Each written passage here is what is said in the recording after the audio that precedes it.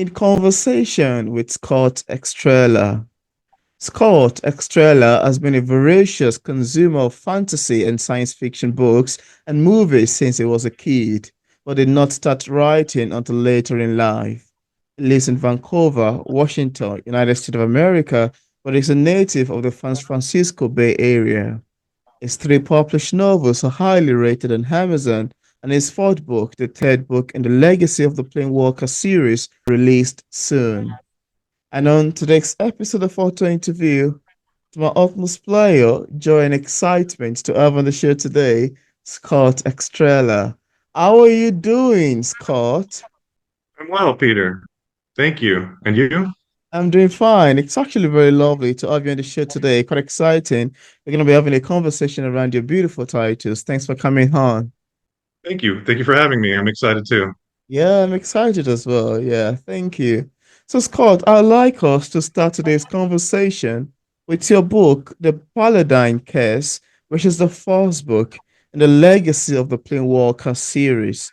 And I'd like to ask you, how does this book come about? What inspired you to write The Paladin Case? Yeah, so Paladin's Curse. Beautiful cover. Thank you. Quite proud of it.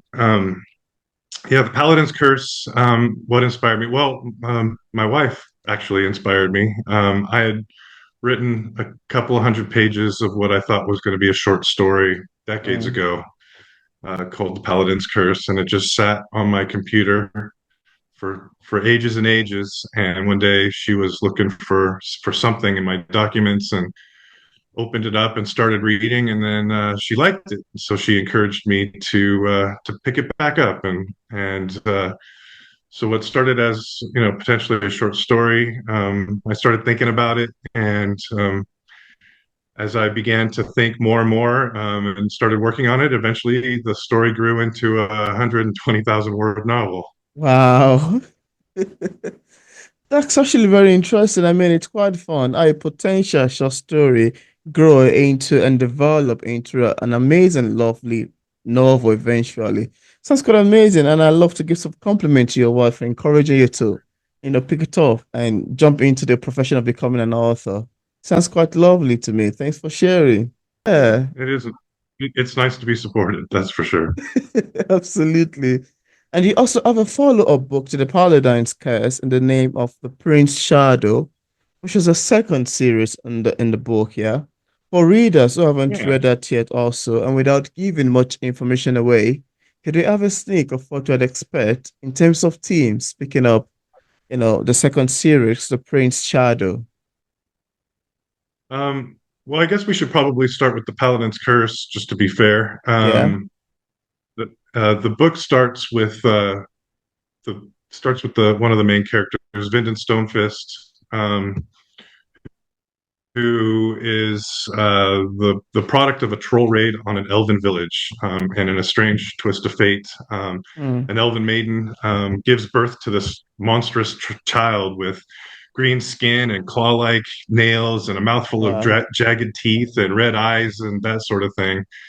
And she can't handle it, so she leaves the babe on a at a mountain monastery, where he's raised by these scholarly monks who school him in science and mathematics and reading and such, but also in martial arts and swordsmanship and tactics and that sort of thing. And he becomes this weird, monstrous prodigy of all those things. He becomes this weird, monstrous prodigy in all of those things. And eventually, Vinden grows up and wants to see the world and meet people outside the monastery, which is all he's ever known. Mm, And they gift him with this magical artifact, which is an earring wow. that disguises him as human, so that he can go out without basically scaring everybody. Wow. And so he sets off, to make his way in the world disguised as a man. Um, and Due to his genetic makeup, Vinden is very long lived and tries over the course of centuries to find acceptance with society. Mm, But he's always found out and run off by angry mobs with torches and pitchforks and that kind of thing. And Oh. eventually, he decides to give up and spend time alone to do some soul searching, and that's really where the book begins. He wanders off into the woods and finds an abandoned cottage that he makes his own, and he kind of swears off. Um, he makes a decision not to use the earring, and he's kind of done with the charade of pretending he's someone other than who he really is.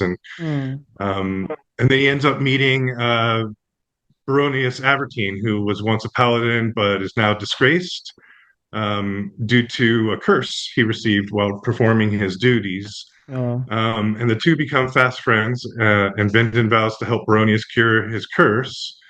And they set out um, to find the one who bestowed the curse upon Baronius. Along Oh. the way, they meet a rogue prince named Conlin and a prodigal wizard named Avidria, and the four of them build a strong friendship, and they work together, to um, help Baronius cure his curse. For the first time in Vindon's life, he has true friends, that know what he looks like and accept him. Mm. Wow, that sounds like an amazing narration into a beautiful storyline. And if you have a copy of the book, please show to the camera again just so you can see what it looks like. Both the And first yeah, and the and the Prince's second Shadow. series. There's a second one, right? That's Prince Yeah, Shadow. this is the second one, the Prince's Shadow, I think there's a and bat in the cover in there. Would you like to talk about the making of the cover? I've actually been working with this amazing graphic artist out of New York City, and he does these wonderful covers for me. Wow. And it's like he can, peer inside my mind and know what the vision Uh, looks like. And I just kind of describe it absolutely. to him, and then he sends this stuff, and I'm like, that's exactly what I was talking about, Wow. And it's great when you've got somebody, that you really like working with. So Absolutely. yeah, the Princess Shadow. So it picks up right where the Paladin's Curse left off. It's got wild battles with monsters at sea. It's like a lot of it takes place aboard ships. Mm. It's got a real deeper dive into the motivation behind the villains. It introduces two new villains that are among my favorite characters to write. They're kind of snarky and they argue back and forth, and it's just the dialogue's really fun for me to write. Wow. It's really difficult for me to say too much without spoiling Paladin's Curse. But I will say, that the second novel was, so much more fun to write than the first one, Mm. because I didn't have to bother with the origin stories. They were already established, so I could just get right into the action, Yeah. and I could start working on, weaving some more depth into the plot and that Absolutely. sort of thing. And it was a lot, I don't know, more freeing, and, not trying to describe, the history behind, the four main characters, which, can be difficult Mm. when you just want to write about the action. That's the fun Yeah. stuff. Yeah. Oh, wow. This is quite amazing, really. I enjoy you talking about it, and it's quite fun listening to you having a long conversation around the making of the book. Thank you so much for sharing. Thank you. Thank you. And now, Scott, there's this question that I love asking authors I can on Pearl. I've always been fascinated and taken aback about how authors, especially novelists like yourself, craft long sentences and bring words together in a way that sentences make paragraph and paragraph make pages and pages make chapters and chapters combination make an amazing lovely novel eventually. And this always leaves me thinking how exactly did they got the ideas and inspiration to pull these words together in a way that an amazing beautiful novel is being formed eventually. And now as far as writing is concerned, I'd like to ask you too, how do you get your inspirations and ideas? Where do you get a concept behind the Paladin's curse?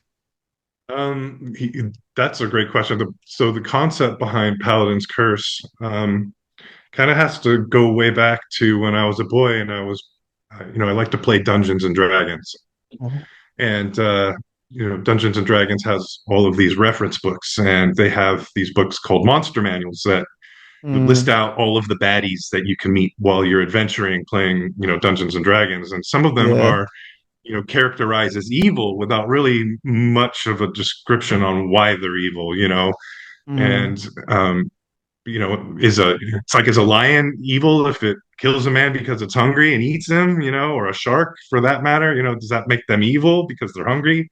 yeah. And then one day I was reading this fantasy story, and the main character is stumbles upon this group of orcs, I think it was, and they were sitting around a campfire, like just like anybody else would, telling stories and laughing and eating and whatever. They were just minding their own business, and then they just slaughtered these orcs for no Wow. reason at all, and just because they were orcs. And I thought, well, who's the bad guy in this story, really? Like, And I'm like, so it got me thinking. It's like, what makes somebody a monster? And Mm, it got me flowing down that path when I created this character, Vinden, who looks wow. monstrous. He looks like a troll. He's got fangs and claws and red eyes and everything, but he speaks like a gentleman, and he's a scholar, and he's probably smarter than Wow. any of the humans that are, afraid of him or talking to him. And all he just wants to do is, fit in with society, but Mm, he can't because he's a monster, and so that's how that story came about. wow.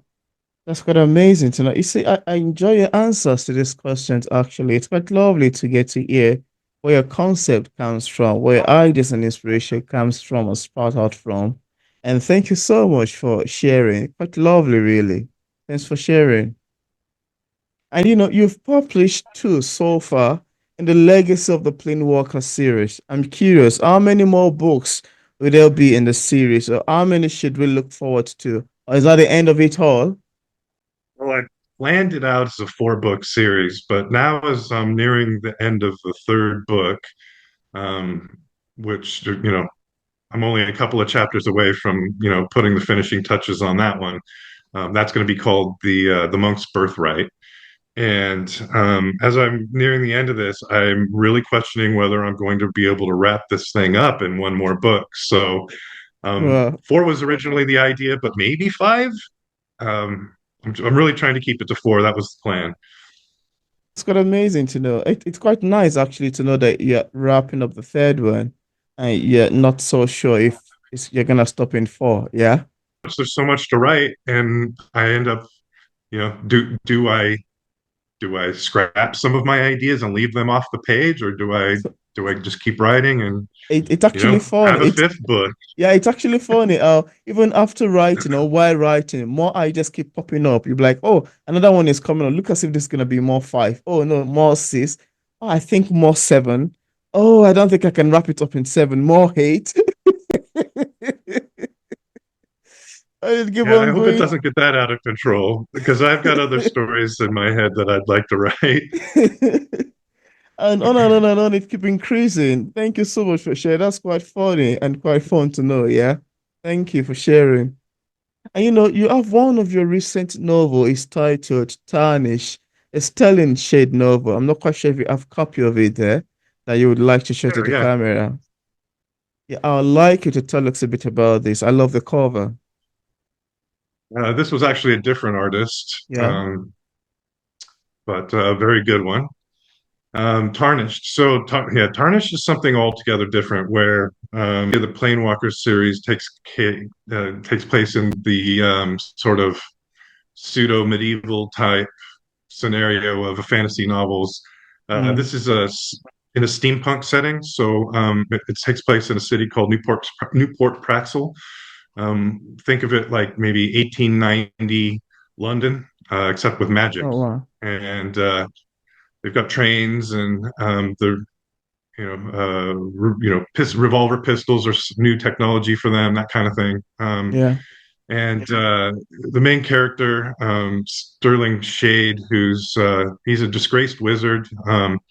He was a talented enchanter, who had a really growing business with his partner, who was partner Callie, who was a tinker. So the two of them, they made all of these great contraptions. She made all of the parts, and he enchanted them into working.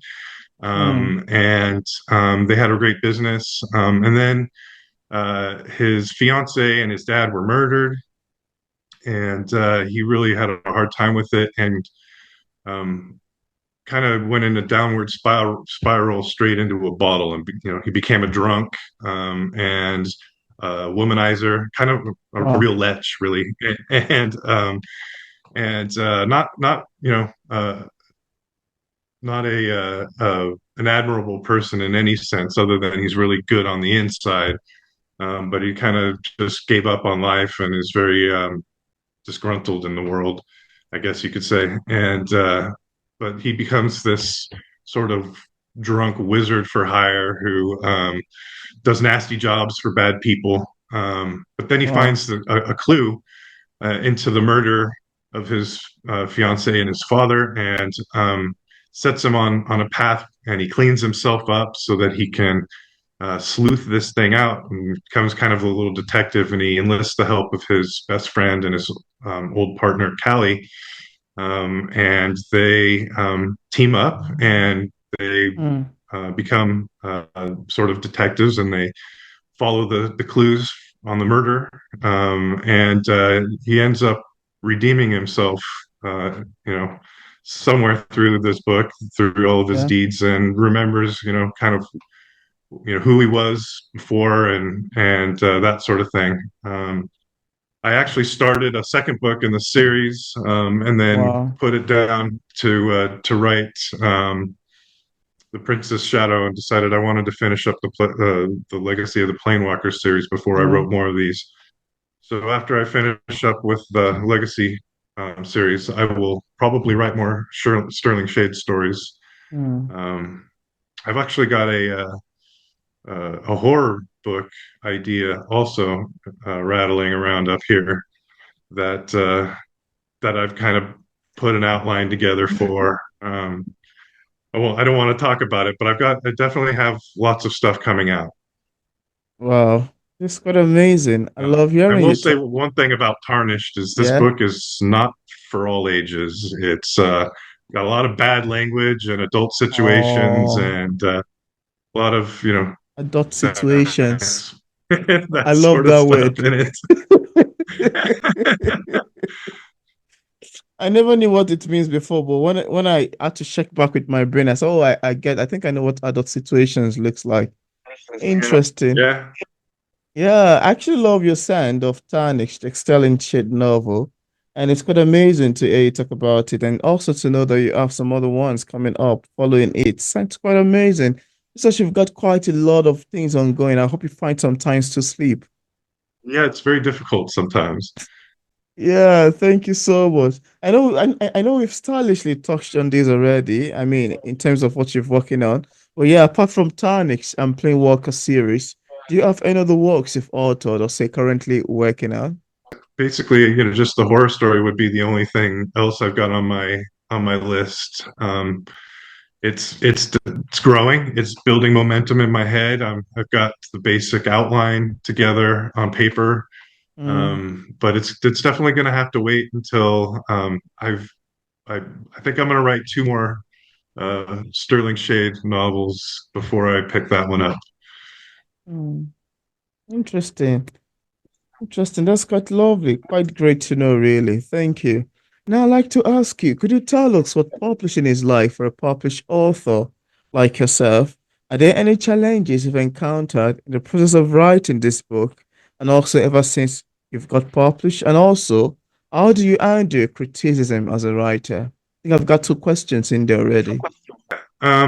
As far as criticism, that's tough. You really, you put your heart into these things, and you hold your breath, and you want to see how the world, sees it, how the world accepts your work. Yeah. And it's funny because when I published Tarnished, the very first review I had was a one-star review on Amazon, and it included a spoiler with the end of the book and everything. And he was very disgruntled, this person. And I Wow. thought, wow, one person read my book and they hated it, and they just told the whole world why. And I was really depressed for a while. Wow. But then more people read the book, and more reviews started to come in, and Other, other than that one star Yeah. review, haven't had any reviews that were even close to that. I think the worst review I have on Tarnish, other than that, is a 3 star review. Most of them are 4 or 5 Wow. stars. And for the Legacy of the Planewalkers books, they're all 4 and 5 star reviews. I think Paladin's Curse is at 4.6 stars on Amazon right now, Mm, and the Princess Shadow is I think 4.8 or 4.9 stars. It kind of hovers right between those two. So reading all of those really good reviews, mm, it's encouraging, and mm. but the criticism hurts. But what challenges? That's the second part of this question. The biggest challenge I have is that I really love to write, and it can eat up a lot of time. And sometimes, I write at the expense of my family, my chores, and my other responsibilities. And it's hard to find a balance in there. And my Yeah. wife is very supportive and understanding, and she tolerates the click, click, click, click of the keystrokes wherever we are, sitting on the couch, on vacation on the beach. Here I am, with my margarita and a laptop, and she just lets it happen. And to me, it's freeing, and it's enjoyable, and it's relaxing. Absolutely. But it is challenging to have that balance Mm. in life, and give it up. It's easy to become a bit of a workaholic when it comes to that, especially when you enjoy it so much. Absolutely. Yeah, I agree with you actually. And I love your answer. I find it a bit also quite relatable. Thank you for sharing. Yeah. What we call it a day today, is there anything that you would specifically love to share with the viewers about your books and writing career that we did not mention in this interview and you'd love the viewers to know? Is there anything?